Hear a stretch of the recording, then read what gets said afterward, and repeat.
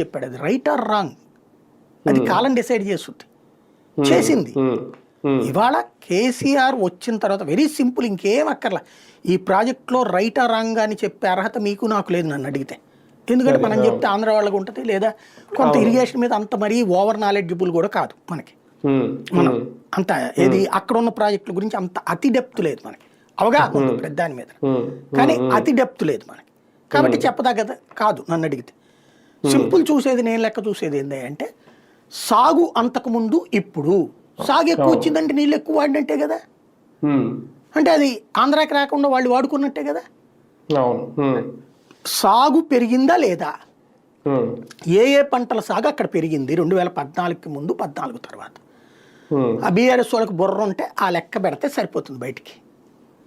అంటే కానీ వీళ్ళు అంటే కేసీఆర్ హరీష్ రావు అప్పట్లో బచావత్ ట్రిబ్యునల్ ఏపీకి, అప్పుడు ఉమ్మడి ఏపీకి 811 టీఎంసీల కేటాయింపు జరిగితే తెలంగాణకి 298 టీఎంసీలు చాలు అని సంతకం పెట్టేశారు.